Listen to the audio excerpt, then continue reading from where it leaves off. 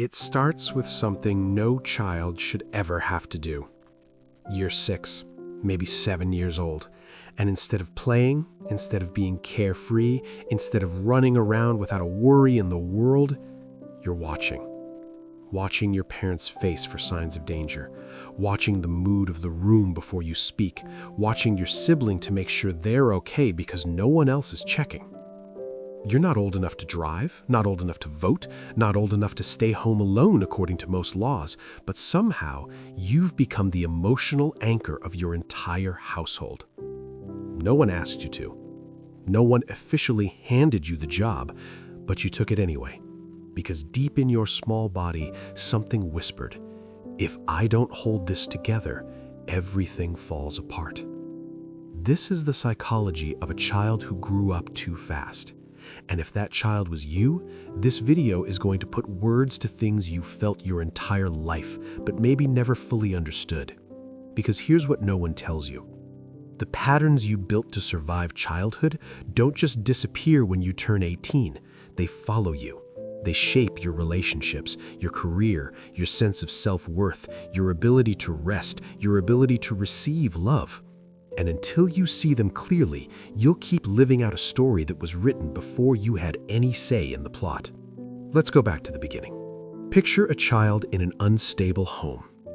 Maybe the instability is obvious: addiction, explosive anger, violence.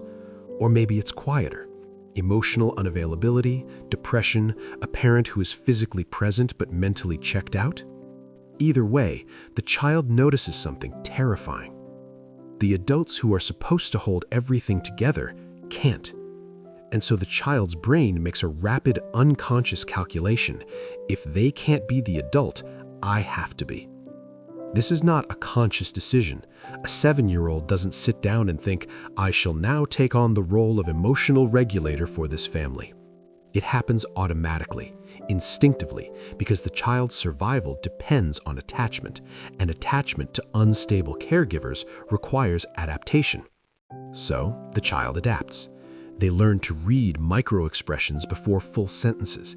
They learn to sense tension before it becomes a fight. They learn to shrink themselves when a parent is in a bad mood. They learn that their own needs are too much and other people's needs are urgent.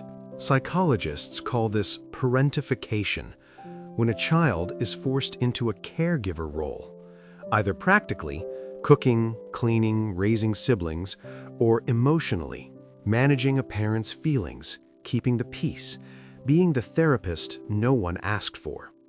But whatever you call it, the effect is the same. The child stops being a child, and in their place grows something that looks mature, responsible, capable, but underneath is a small person running on fear, guilt, and hypervigilance.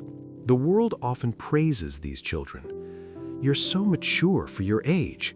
You're such a little adult. You're so responsible. You're so strong. And the child learns to wear that praise like armor. They become the good one, the easy one, the one who never causes trouble. But no one stops to ask the real question. Why does this child never ask for anything? Why does this child never fall apart? Why does this child seem to have no needs at all? Because the truth is, their needs didn't disappear. They just learned that expressing needs was dangerous. It made them a burden. It made people annoyed, distant, or overwhelmed. So they buried those needs deep, so deep that even they forgot they existed. And that burial, that's where the long-term damage begins. Here's what happens inside the brain when a child is forced to grow up too fast. First, their nervous system becomes wired for hypervigilance. They're always scanning, always assessing, always bracing for the next shift in mood, the next crisis, the next emotional explosion they'll have to manage. This might look like anxiety in adulthood. It might look like insomnia, or never being able to fully relax, or feeling like something bad is about to happen even when life is objectively fine. It's not irrational. It's a learned survival pattern. The brain adapted to an unpredictable environment by staying permanently alert. Second, the child learns what psychologists call emotional labor, the constant, invisible work of managing other people's feelings.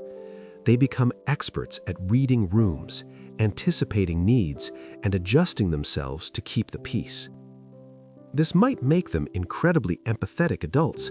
It might also make them exhausted, resentful, and unable to stop caretaking even when they desperately want to.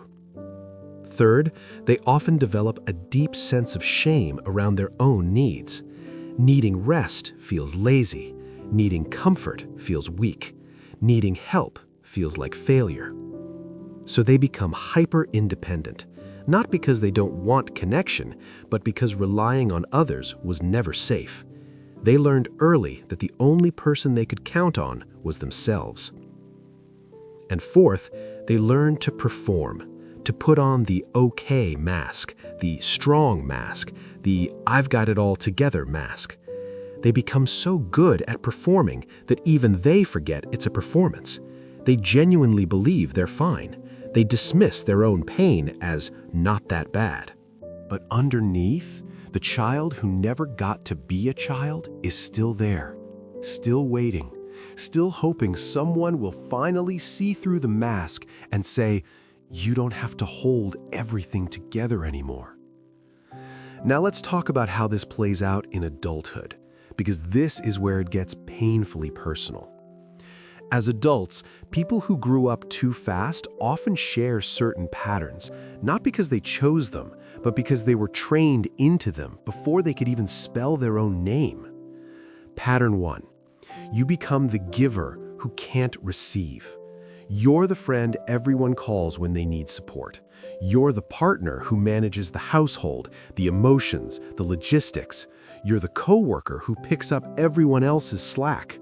But when someone offers to help you, you deflect. You say, "I'm fine."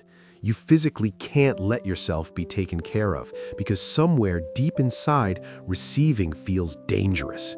It means you owe someone. It means you're weak. It means they might see how much you're actually struggling and then leave. Pattern 2.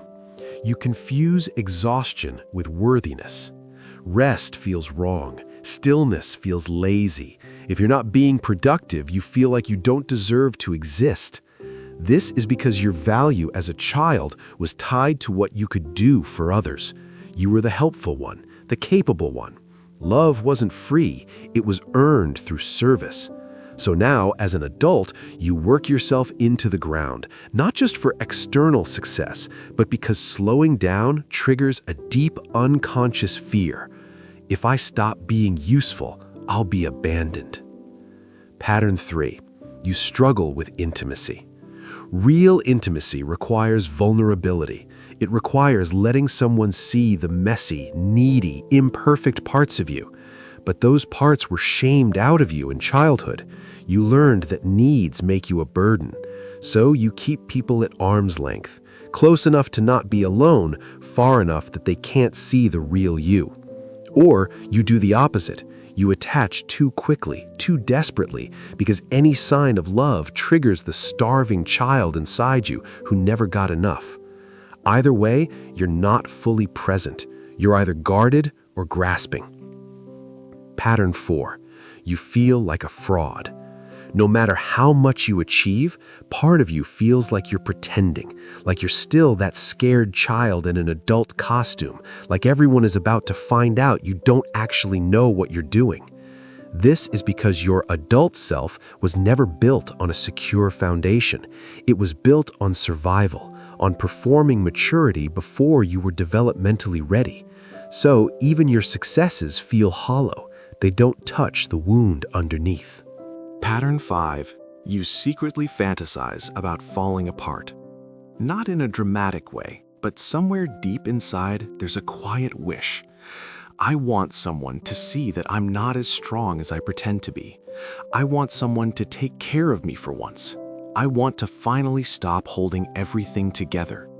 That's not weakness. That's your inner child still waiting to be rescued, still hoping the parents who couldn't show up will somehow magically appear in the form of a partner, a boss, a friend. But here's the hard truth. No one is coming to rescue that child. Not because no one cares, but because the only one who can truly reach them now is you. This is where the real healing begins. The first step isn't fixing. It isn't reading another self-help book or adding another therapy technique to your toolkit. The first step is witnessing. It's turning toward that child you buried and finally saying, I see you.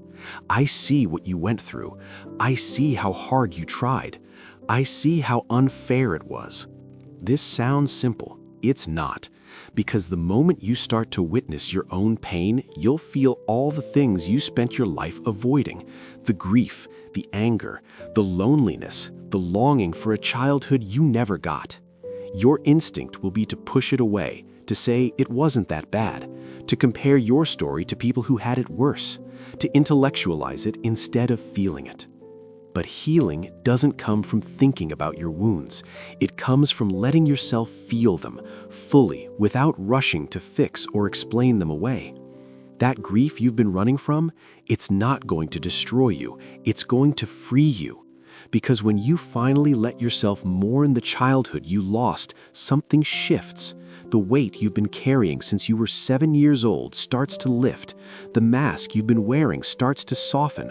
The child who buried themselves to keep you safe starts to come back to life. One of the most powerful questions you can ask yourself is this: what did I need back then that I never got? Maybe the answer is, I needed someone to tell me it wasn't my fault. I needed someone to ask how I was doing and actually wait for the real answer. I needed to be allowed to play, to be silly, to mess up without consequences. I needed someone to hold me when I was scared. Whatever the answer is, that's the need your inner child is still carrying. And while you can't go back and give it to your younger self, literally, you can begin to give it to yourself now. You can rest without earning it. You can say no without explaining yourself. You can let someone help you and not immediately pay them back. You can let yourself cry without calling it weak. That's not self-indulgence, that's reparenting. That's finally giving your inner child what they were always owed. If you grew up too fast, I need you to hear something clearly. Your strength was never the problem. The problem was that you had no choice.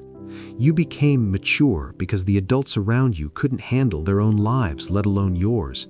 You became responsible because no one else was willing to be.